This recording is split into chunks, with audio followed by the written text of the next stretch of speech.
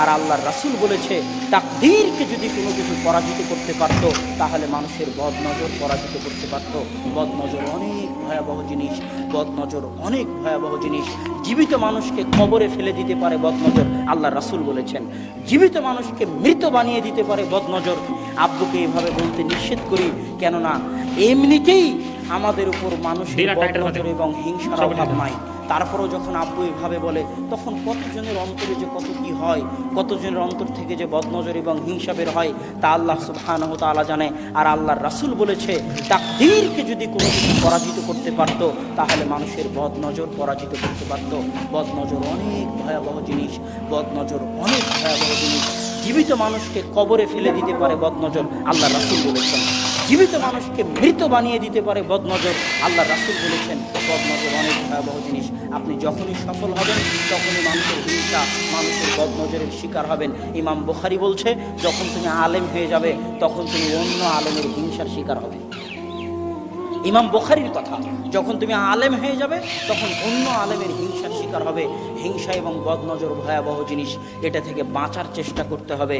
সকাল এবং সন্ধ্যার দোয়াগুলো মুখস্থ করে নাস ফালাক ইখলাস পড়ার মাধ্যমে, নিজেকে ফু দেওয়ার মাধ্যমে বিসমিল্লাহির লা ইয়াদুররু মা ইসমিহি শাইউন ফিল আরদি ওয়ালা ফিস সামা ওয়া হুয়াস সামিউল বাসীর, এটা 3 বার পড়ার মাধ্যমে আউযু বিকালিমাতিল্লাহি তাম্মা মিন কুল্লি শাইতানিন ওয়া হাম্মা ওয়া মিন কুল্লি আইনিন লাম্মা, এই দোয়া পড়ার মাধ্যমে, এগুলোর মাধ্যমে নিজেকে বদনজর থেকে হেফাজত করার চেষ্টা করতে হবে।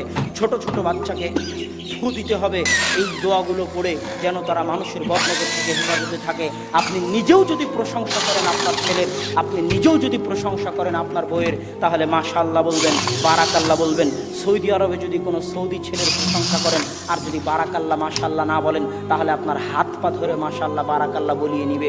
কেননা শুধু প্রশংসা বদনজর হতে পারে, দোয়াবিহীন প্রশংসা বদনজর হতে পারে, দোয়াবিহীন প্রশংসা বদনজর হতে পারে। এই জন্য যেই আপনার প্রশংসা করুক না কেন তার মুখ থেকে দোয়া বের করিয়ে নেবেন, যে বারাকাল্লাহ বলে যাও, মাশাআল্লাহ বলে যাও, লা হাওলা ওয়ালা কুওয়াতা ইল্লা বিল্লাহ বলে যাও।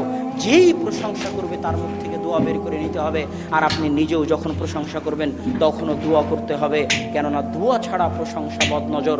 আল্লাহ যে কোনো সফলতা ধ্বংস হয়ে যেতে পারে বদনজর দিয়ে।